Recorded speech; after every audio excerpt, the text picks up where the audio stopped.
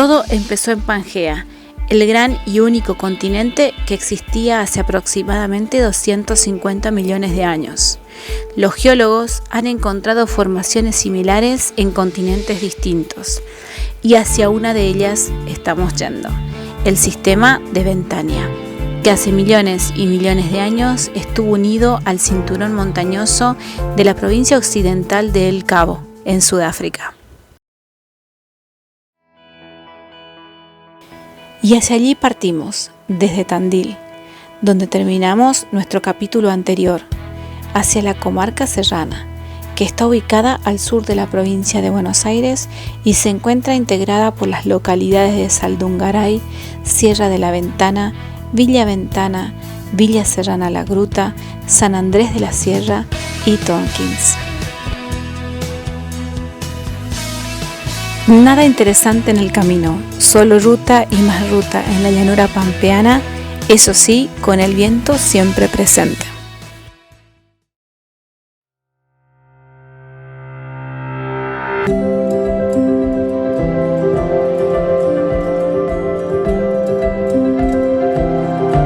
Saldungaray es la primera localidad de la comarca serrana, viniendo desde la Ruta 3 o desde Buenos Aires.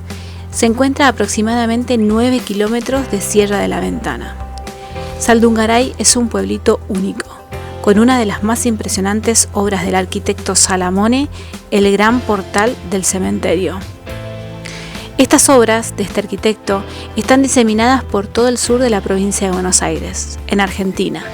Se desparraman en diferentes pueblos y ciudades. Son más de 60 construcciones. Son enormes moles de hormigón armado que dan un toque como dramático a estos pueblos de casas bajas y siestas eternas. El arquitecto Salamone las construyó por encargo del gobernador de la provincia, Manuel Fresco, entre los años 1935 y 1940.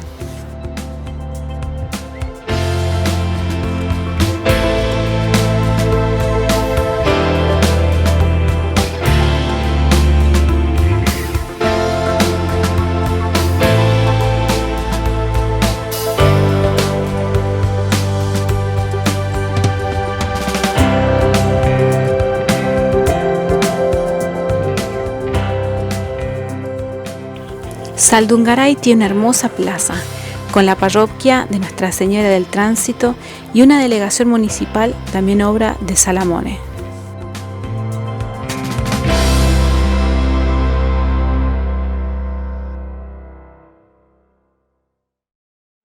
Las distintas campañas al desierto fueron ganando espacios para que fueran surgiendo la instalación de grandes estancias que encontraron en estos suelos los más propicios para la cría de ganado bovino.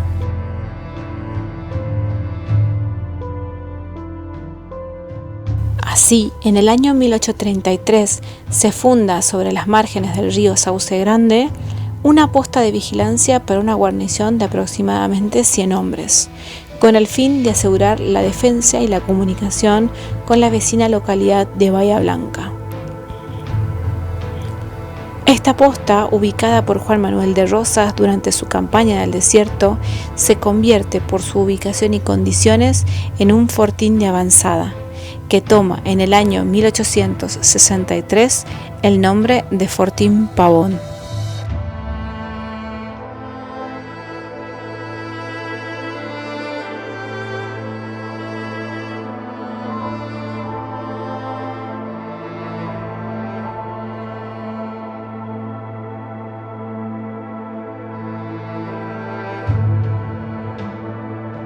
El río Sauce Grande, o Guayqueleufú, le da a Saldungaray, además de toda la historia, hermosos balnearios.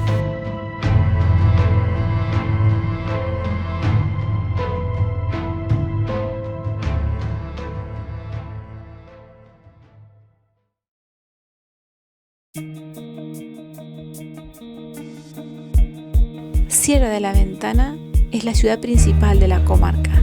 Hicimos de ella nuestro lugar base y desde ahí nos dispusimos a recorrerla para conocerla de punta a punta. La estación de ferrocarril de Sierra de la Ventana y su gran puente negro son dos de los imperdibles de esta ciudad. Como muchas ciudades de la Argentina, el ferrocarril fue fundamental para su desarrollo. Hasta hace un par de años había un único servicio de pasajeros, pero lamentablemente hoy solo pasa el tren de carga algunas veces por semana. El tren y sus estaciones fueron un sistema neuronal que unía las localidades, implicaba transporte a bajo costo y fortalecía un país federal. Hoy casi todo está perdido. ¿Todo? No todo. El jefe de la estación de Sierra de la Ventana ha formado con gran pasión un hermoso museo ferroviario, tanto en el interior del edificio como en el exterior. Es imperdible para recordar lo que ha implicado el tren, el ferrocarril para este país.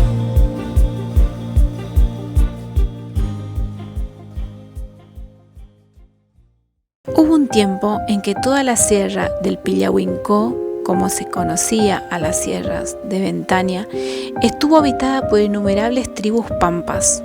Eran los dueños naturales de la tierra. Pillán, el gran dios de la montaña, moraba en las cumbres de las sierras que hoy se ven al este de Sierra de la Ventana. Una noche, el sol se puso rojo y amenazador tras los cerros. Llegaron los conquistadores, con sus rayos de fuego y su furia.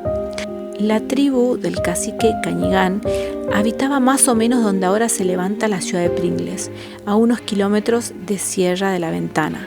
Sus hombres se apostaron en la vera del arroyo y decidieron ofrendar sus vidas a la tierra, oponiendo toda su resistencia al conquistador, antes que emprender la huida. Los fusiles de los invasores hicieron sentir rápidamente su superioridad. Rodeada ya la tribu, el cacique Cañigán fue atado, como escarmiento, al tronco de un viejo sauce que mojaba sus raíces en el agua. Ante sus ojos, llenos de impotencia y de dolor, fueron fusilados todos los hombres y mujeres de su tribu. Por fin, un disparo puso fin a la vida del cacique, último baluarte de la raza pampa de esta tierra.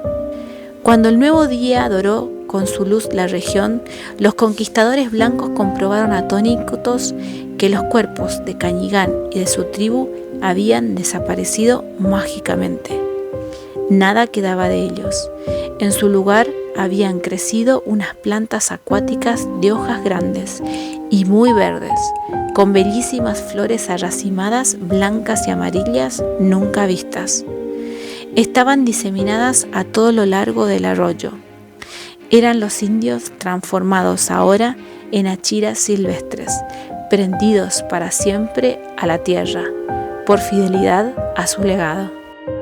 Desde entonces, todas las primaveras crecen estas plantas, radiantes de belleza, a orillas del Pillahuincó, cuyo significado es precisamente arroyo de las achiras.